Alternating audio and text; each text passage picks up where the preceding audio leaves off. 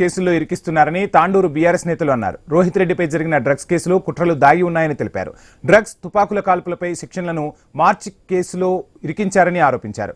BRS పార్టీని బద్నాం చేసేందుకే పన్నాగాలు చేస్తున్నారని అన్నారు. కాంగ్రెస్ పార్టీ అధికారంలోకి వచ్చాక గంజాయి కేసులు, అక్రమ కార్యకలాపాలపై కేసులు పెరిగాయని ఆరోపించారు.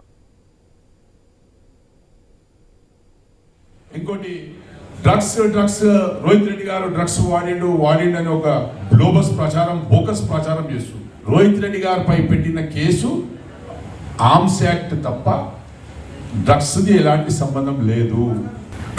0.26 గ్రామ్స్ ఏదైతే డ్రగ్స్ దొరికిందో అంటే మీరు పెట్టిండ్రు ఆడ, మేము ఆ కిట్టులకు నమ్మం. ఏ కంపెనీ కిట్ తోటి నువ్వు టెస్ట్ చేసినావు? పోలీస్ మీదే, డాక్టర్లు మీ వాళ్ళే, ప్రభుత్వం మీదే. మీరు డ్రగ్స్ పెడతారు, రేపు ఇంకా AK-47 పెడతారు, AK-57 పెడతారు, అన్ని పెడతారు.